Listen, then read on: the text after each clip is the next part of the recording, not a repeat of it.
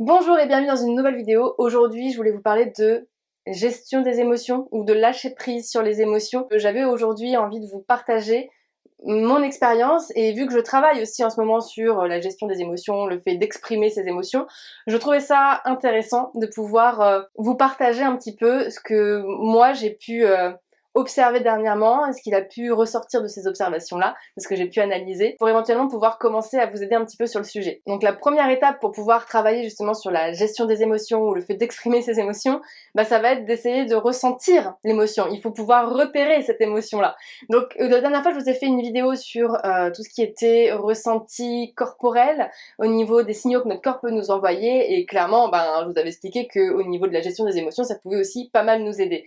Mais c'est vrai que la gestion des émotions, c'est quelque chose, peut-être, j'ai l'impression en tout cas que pour beaucoup d'entre nous, c'est un sujet qui est hyper tabou. Je sais pas pour vous, mais je sais que moi, à chaque fois que je pleurais quand j'étais plus jeune, on n'arrêtait pas de me dire mais arrête de pleurer. Et le problème c'est que là, en grandissant, alors je suis une pleureuse, je n'arrête pas de pleurer. Si je suis heureuse, je pleure. Si je suis triste, je pleure. Si je suis en colère, je pleure. Je pleure pour tout type de circonstances. Mais le truc, c'est que dès qu'il va y avoir un événement qui va être émotionnellement un peu plus compliqué qu'un autre, là, dès que ça va être plus important, on va dire, je vais pas chercher à vouloir laisser l'émotion s'exprimer. Et en fait, dernièrement, quand j'ai été voir ma thérapeute, d'ailleurs, ce jour-là, j'avais fait un vlog pour que vous puissiez me suivre sur cette journée-là, et j'en ai pas parlé dans cette vidéo parce que j'étais pas en état, en fait, psychologique d'en parler. Et en fait, j'ai pu me rendre compte pendant la séance avec la thérapeute que au moment où on était en train d'aborder certains sujets, quand on avait certains souvenirs qui revenaient en mémoire, que mon corps en fait me donnait des signaux me faisant comprendre que là il y a une émotion qui se bloquait à certains endroits. Donc moi ça pouvait se bloquer au niveau du cou et je me suis rendu compte que en fait pratiquement non-stop j'ai des douleurs au niveau du cou, sauf aujourd'hui. Là aujourd'hui ça va.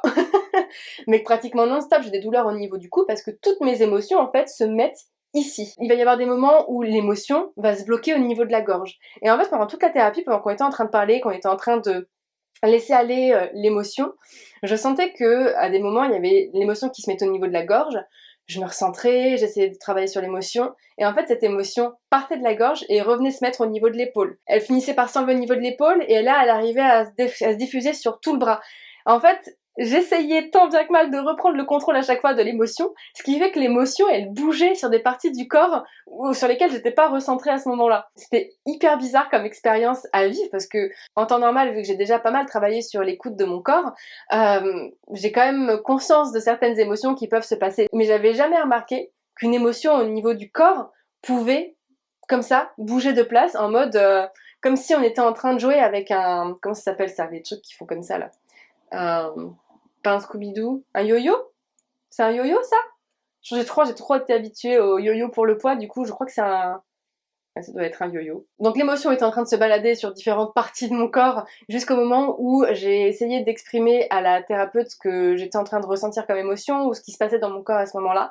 Et sans en comprendre la raison, je me suis tout simplement effondrée, je me suis mise à pleurer. Et en pleurant, je me suis rendu compte que la sensation, la douleur qui était présente dans mon corps, qui était de plus en plus forte au fur et à mesure que j'essayais de mettre du contrôle dessus pour pas justement la laisser s'exprimer, je me suis rendu compte en fait que la sensation corporelle s'était largement apaisée, voire avait même parfois disparu. Donc forcément pendant la consultation j'ai tendance quand même à reprendre à certains moments le contrôle quand je vois que voilà, l'émotion déborde un petit peu, ce qui fait qu'à chaque fois j'avais encore une sensation, une gêne qui se transformait après en douleur dans mon corps, donc je relaissais échapper l'émotion qui revenait après parce que du coup je remettais du contrôle. Bon ça a été ça, il y a un grand travail à faire sur la gestion des émotions et moi. Et quand j'ai quitté le bureau de la thérapeute, j'étais pas forcément dans un bon mood, la journée elle était un peu bizarre et je pense que ça a dû se ressentir dans le vlog. J'avais même hésité à un moment donné à retourner, à faire cette vidéo-là en fait, inclus dans le vlog, que j'aurais tourné le lendemain ou 2 jours après. Et puis finalement, quand j'ai fait le montage du vlog, je me suis dit que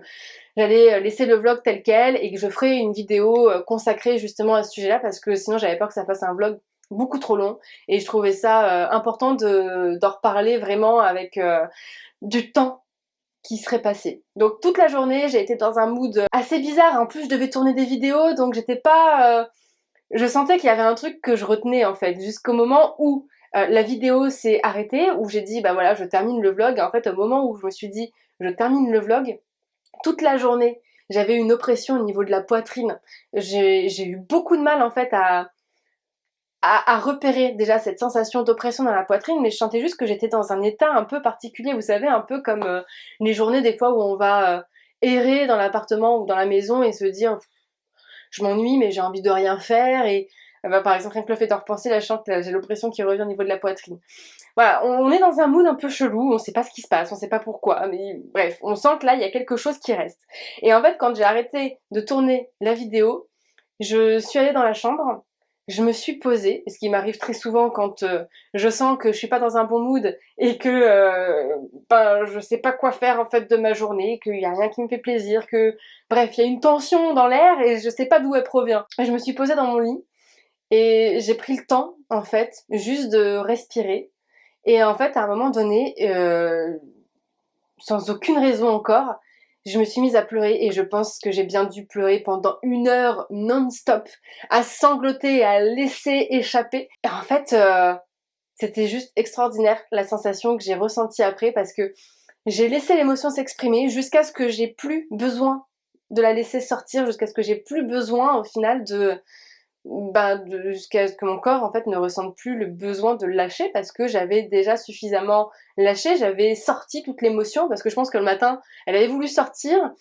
et puis vu qu'à chaque fois j'essayais de la recontenir, bah elle est restée là, coincée et le soir le fait de la faire sortir, je me suis sentie mais tellement apaisée. C'est-à-dire que ma journée a commencé à ce moment-là. Là, je me suis dit, j'étais en mode wouhou. Et voilà, c'est pas que j'étais malheureuse au moment où j'ai pleuré, c'est juste que j'ai eu un trop plein d'émotions au niveau du corps qui était en train de stagner. Ça avait besoin de sortir, donc peut-être qu'il y avait un mélange de joie, un mélange de colère, un mélange de tristesse, peu importe, mais il y avait un trop plein qui avait besoin d'être extériorisé.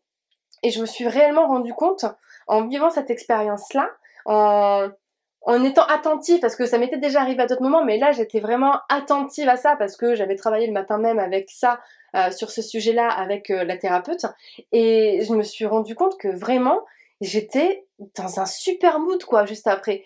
Je me suis même dit mais pourquoi est-ce que j'ai pas fait ça plus tôt dans la journée? Pourquoi est-ce qu'en rentrant de la thérapeute, est-ce que je me suis pas pris justement ce temps pour pouvoir exprimer tout ce que j'avais besoin d'exprimer? Pourquoi? Bah parce que tout simplement j'avais une vidéo à tourner et que je voulais pas dans la vidéo qu'on voit que j'avais pleuré, je voulais pas qu'on voit mes poches sur les yeux ou qu'on voit mes yeux tout rouges pendant la vidéo. J'avais pas envie de vous mettre vous aussi dans ce mood là, enfin je sais pas, j'ai eu pas mal de peurs et de craintes qui ont fait que voilà, sur le moment j'ai pas souhaité laisser exprimer l'émotion, je me suis auto-censurée en fait, et c'est vrai que je me suis dit à un moment donné que il y a peut-être inconsciemment ce truc de se dire que quand vous me regardez, quand vous regardez mes vidéos, quand vous regardez mes vlogs, vous êtes beaucoup à me dire que j'étais drôle, que voilà, j'ai de la bonne humeur, que je suis pétillante, que machin, et en fait je le suis pas tout le temps.